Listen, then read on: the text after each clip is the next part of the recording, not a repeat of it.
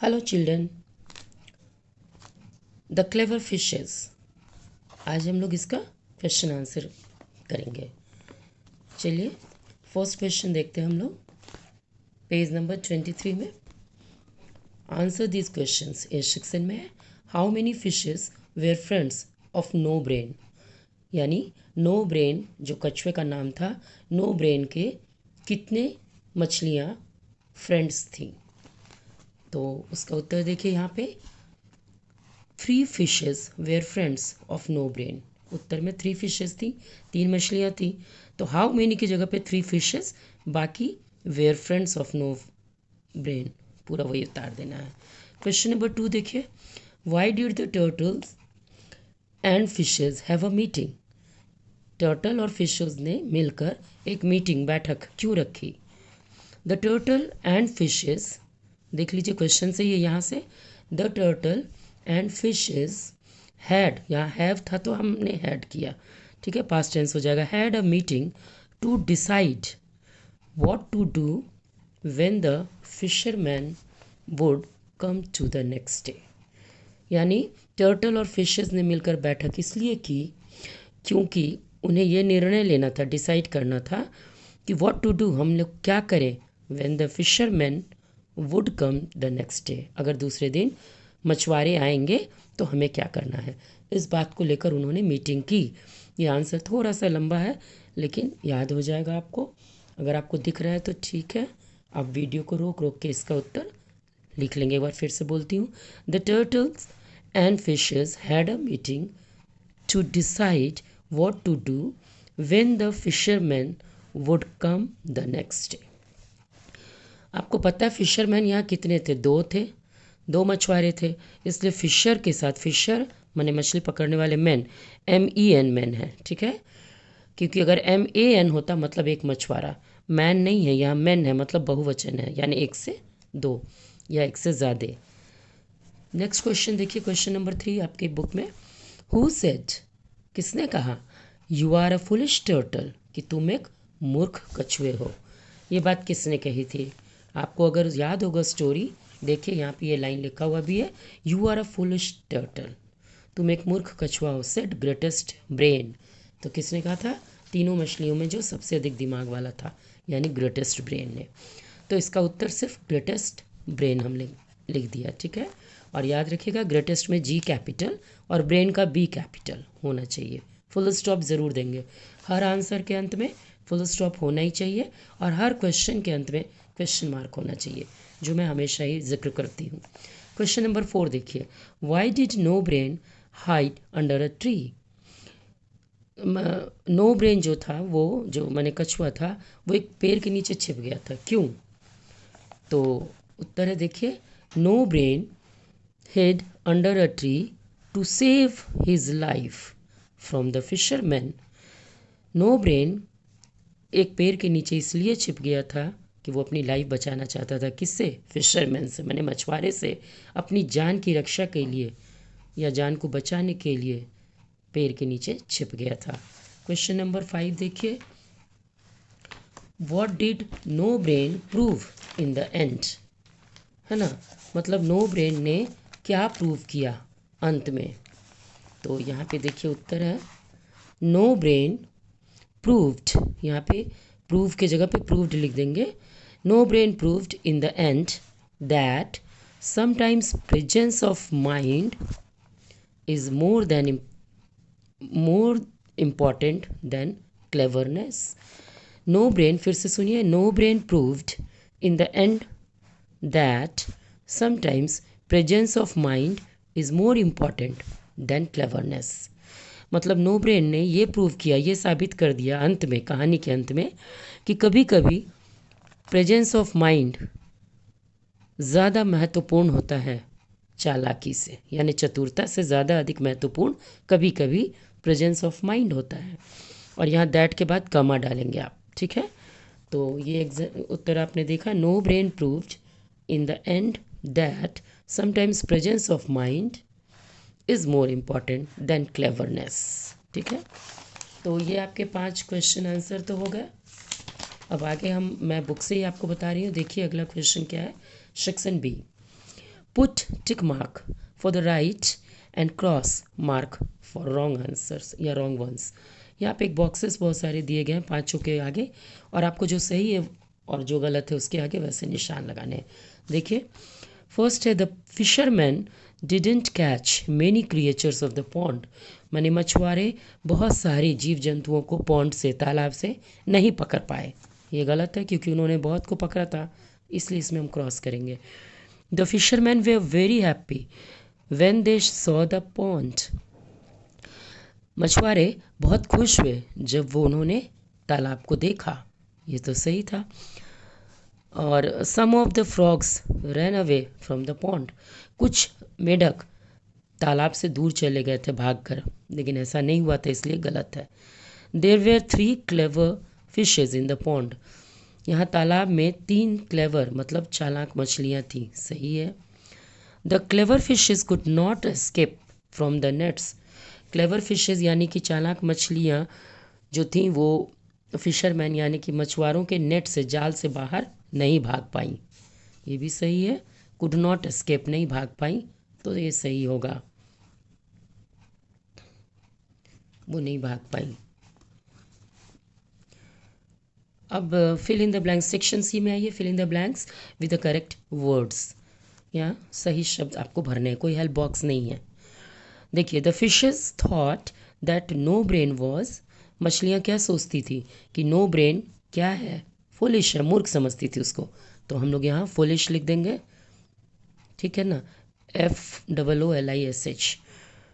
दूसरा है the fisherman came from, जो मछुआरे थे वो कहाँ से आए थे, आउटसाइड द विलेज, माने गांव के बाहर से, तो हम लोग लिखेंगे आउटसाइड, स्पेलिंग देखिएगा बुक में, OUT out, SID side, the village,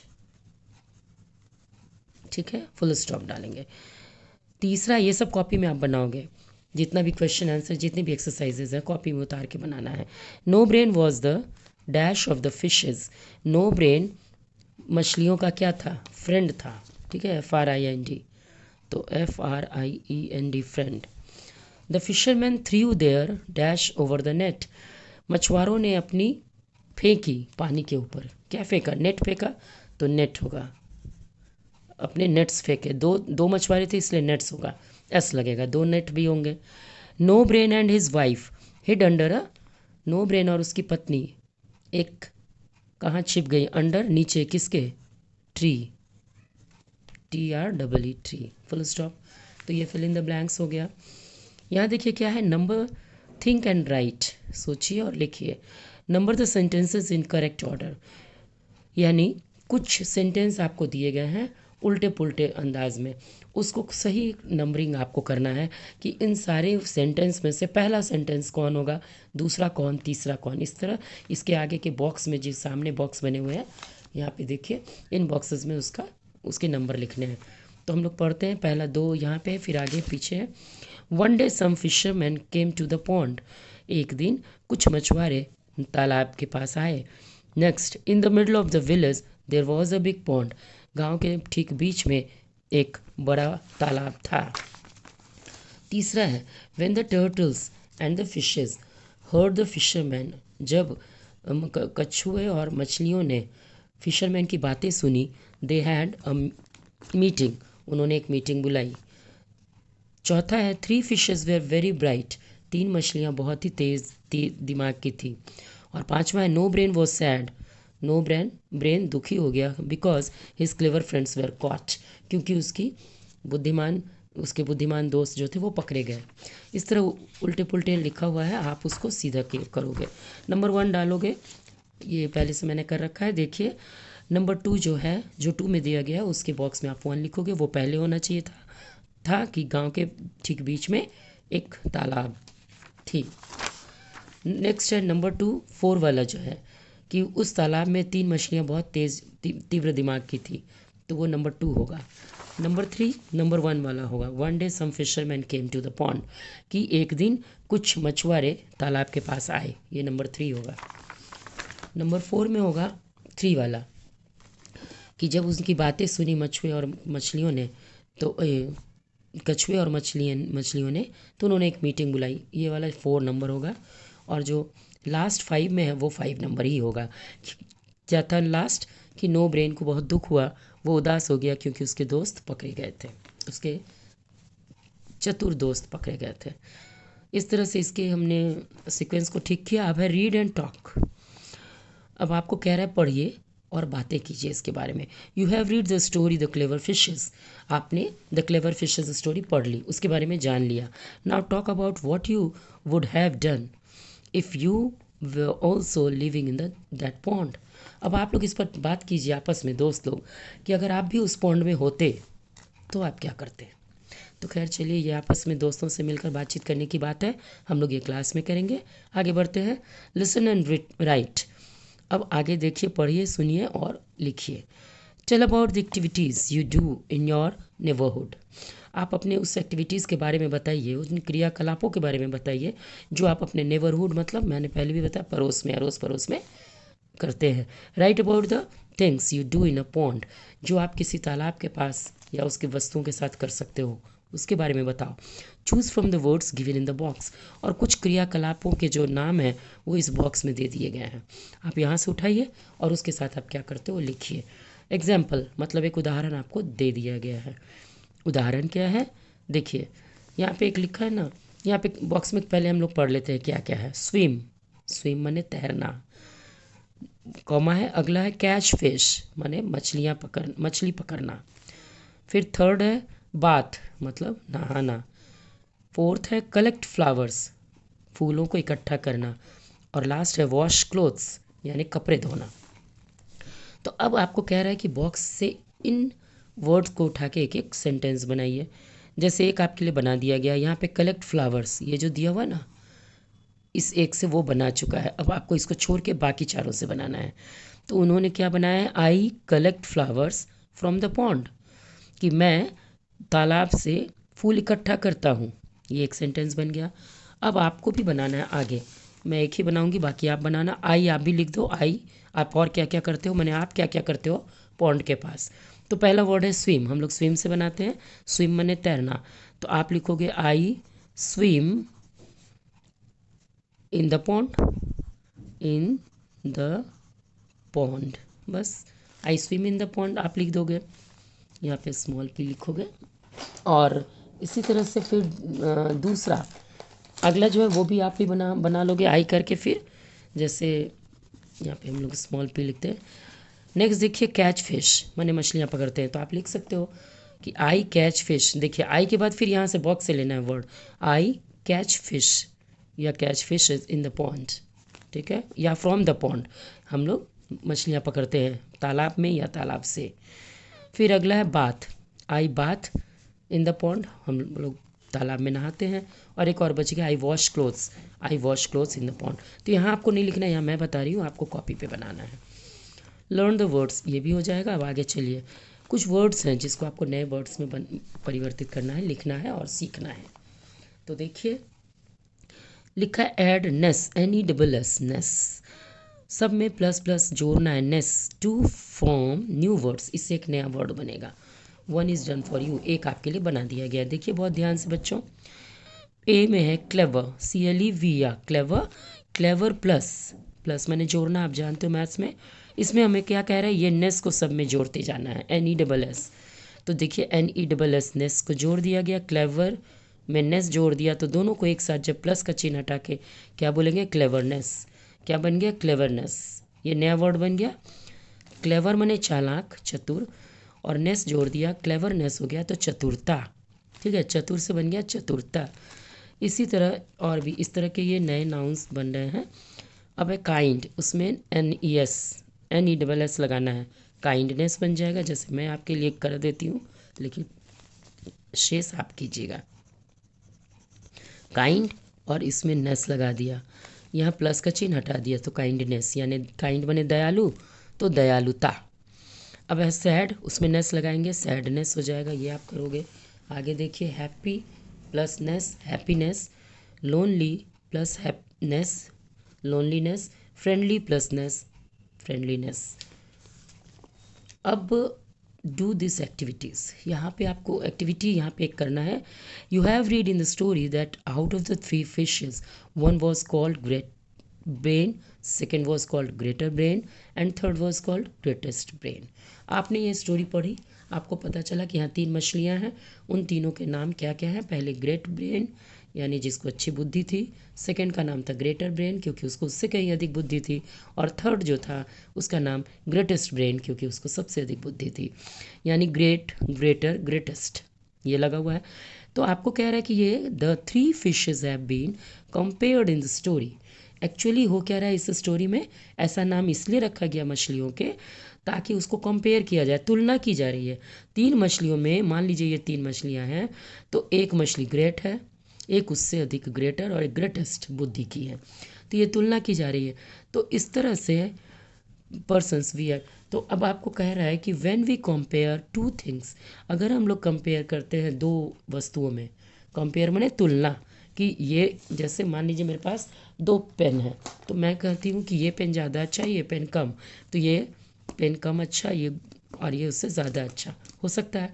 और अगर 3 चीज़ ले लें तो हम लोग 3 में कह सकते हैं कि ये अच्छा है, ये उससे अच्छा है, ये सबसे अच्छा है। इस तरह से जब हम लोग तुलना करते हैं, तो जब 2 वस्तुओं में तुलना की जाती है या 2 व्यक्तियों में भी, ज़रूरी नहीं है वस्तु हो, आदमी भी हो सकता है, तो 2 थिंग्स देखिए या पर्सन्स में जब तुलना करनी होती है तो we add er, E R er, हम लोग ई आर जोड़ते हैं अगले वर्ड में। हाँ, to the describing words. Describing words अब किसे कहते हैं वो समझो। देखिए डिस्क्राइबिंग वर्ड्स माने जो डिस्क्राइब करता है गुण को, किसी भी वस्तु या व्यक्ति के गुणों को जो बताता है उसे डिस्क्राइबिंग वर्ड कहते हैं। विशेषता बतलाता है, जैसे विशेषण, जैसे कि हम बोलते हैं Ram is a good boy, तो गुड वर्ड क्या है, राम की विशेषता बतला रहा है। या Ram is a tall boy, तो राम की लंबाई बतलाया जा रहा है कि वो लंबा है। या he is a short boy, वह नाटा है। तो ये टॉल, शॉर्ट, गुड, ये सब डिस्क्राइबिंग वर्ड्स हैं। अब ऐसे डिस्क्राइबिंग वर्ड में जब 2 वस्तु का तुलना हो रहा है तो हम अगले वाले में, जैसे टॉल बोले तो अगले वाले को टॉलर बोलेंगे, है ना। जैसे इसे मैं समझाती हूँ कि अगर टॉल बोला गया तो दूसरे को टॉलर बोलेंगे। जैसे हमने कहा कि Ram is a tall boy, हाँ, तो टॉल है, तो अगला जो होगा दूसरा लड़का अगर उससे ज़्यादा लंबा है तो ये हो जाएगा टॉलर, ठीक है। तो इस तरह से, और अगर तीसरा, एक और तीसरे के बीच हम लोग करेंगे, उसके बारे में भी बता रही हूँ, तो बोलेंगे टॉलेस्ट। हाँ, तो इस तरह से आप 2 या 3 वस्तु या व्यक्ति के बीच जब हम लोग तुलना करते हैं, तो जब 2 के बीच करते हैं तो ई आर लगाते हैं नेक्स्ट वाले में। लेकिन व्हेन वी कंपेयर 3 और मोर थिंग्स, लेकिन जब हम लोग 3 या 3 से अधिक लोगों के या वस्तुओं के बीच तुलना करते हैं तो उसके अंत में ई एस टी लगाते हैं, ठीक है। 2 के बीच करते हैं तो ई आर लगाते हैं, और 3 के बीच तो ई एस टी। अब देखिए टू द डिस्क्राइबिंग वर्ड किस में लगाते हैं, डिस्क्राइबिंग वर्ड्स में। जैसे यहाँ पे देखिए आपको समझ में आ जाएगा। Look at the following examples, यहाँ कुछ एग्जाम्पल्स यानी उदाहरण दिए गए हैं। When first 2 are compared and when all 3 are compare, पहले हम लोग इन दोनों के बीच कंपेयर करेंगे, इन दोनों के बीच तुलना करेंगे, ठीक है। उसके बाद तीनों के बीच करेंगे। तो देखिए पहला हम लोग लिखते हैं इन दोनों के बारे में, यहाँ लिखा हुआ साइकिल के बारे में, द साइकिल इज फास्ट, ठीक है, मतलब साइकिल तेज़ चलती है, ठीक है, ओके। फास्ट ये डिस्क्राइबिंग वर्ड है क्योंकि फास्ट इसके गुण है, इसके गुण को बतलाया जा रहा है कि साइकिल कैसे चल रही है, फास्ट। अब दूसरा है बस, the bus is faster than the cycle, लेकिन बस जो है वो साइकिल से भी तेज़ चलती है, हम लोग बोलते ही हैं बस चलती भी है। तो फास्टर, ये 2 वस्तुओं में हम लोग तुलना कर रहे हैं, तो फास्ट एंड फास्टर, इसमें और लगा देखिए ई आर, ठीक है ना, फास्ट और ई आर लग गया। और एक बात और ध्यान रखिए कि इसके बाद मैंने ई आर वाले शब्द जो डिस्क्राइबिंग वर्ड है इसके बाद दैन जरूर लगता है, टी एच ए एन, तो दैन द साइकिल। तो इस तरह से आसान हो गया, the cycle is fast, the bus is faster than the cycle. और लगा ई आर लगा, क्यों, क्योंकि 2 चीज़ों के बीच हम तुलना कर रहे हैं। लेकिन जब तीनों के बीच तुलना कर रहे हैं, यहाँ एरोप्लेन भी है, और हम जानते हैं कि साइकिल और बस से भी ज़्यादा तेज़ या दुनिया में सबसे ज़्यादा तेज़ एरोप्लेन उड़ता है। तो जब हम एरोप्लेन को भी करते हैं इसमें शामिल, तब क्या लिखते हैं, the aeroplane is the fastest. अब 3 वस्तुओं के बीच कर रहे हैं इसलिए ई एस टी लगेगा। देखिए यहाँ पे डिस्क्राइबिंग वर्ड फास्ट है, फास्ट में यहाँ ई आर लगा, अब यहाँ ई एस टी लग गया। तो तीसरी जब पंक्ति लिखेंगे या तीसरी वस्तु की तुलना होगी, the aeroplane is the fastest of all, यानी इन तीनों में सबसे ज़्यादा तेज़ एरोप्लेन उड़ता है, उसकी स्पीड तेज़ है। तो ये आपको समझ में आ गया। अब इसी तरह आपको कुछ बनाने दिए गए हैं word. Now fill in the blanks according to the example given below. जैसा यहाँ एग्जाम्पल दिया गया वैसे यहाँ पे आपको तीन तीन वस्तुओं या लोगों के बीच या जो भी है डिस्क्राइबिंग वर्ड के बीच आपको बताया गया। देखिए जैसे एक बना दिया गया ग्रेट, ग्रेटर, ग्रेटेस्ट। ये तो हमने मछलियों के नाम में भी सुना। अब है ब्रेव, ब्रेव माने बहादुर।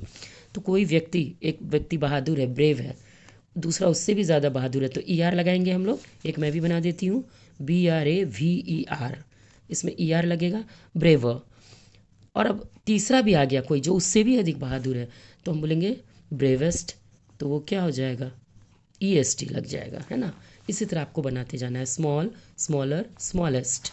ठीक है, आगे देखिए, bright, brighter, brightest, clever, clever, cleverer, cleverest, tall, taller, tallest. Spelling वही रहेगा, ER लग जाएगा और EST लग जाएगा यहाँ पे। अब ये एक गेम है, ये सब स्कूल खुलेगा तो ही हम लोग कर सकते हैं बच्चों, और ये भी। तो यहाँ आज ये एक्सरसाइज ख़त्म हुआ इस चैप्टर का। तो फिर इसके अलावा मैं आपको एक छोटी सी बात और बताना चाहूँगी कि हमने इसके लिए एक छोटा सा, ये जो यूनिट 1 और यूनिट 2, अब तक हमने यूनिट 2 ख़त्म कर लिया। नेक्स्ट डे हम लोग यूनिट 3 पढ़ेंगे। तो यूनिट 1 और यूनिट 2 दोनों में 2-2 लेसन है। तो यूनिट 1 से कुछ ऑब्जेक्टिव क्वेश्चंस और यूनिट 2 से भी कुछ ऑब्जेक्टिव क्वेश्चंस मैंने आपके लिए तैयार किए हैं, वो आप बनाओगे, जो नेक्स्ट वीडियो में मैं अभी भेज रही हूँ। Okay, thank you.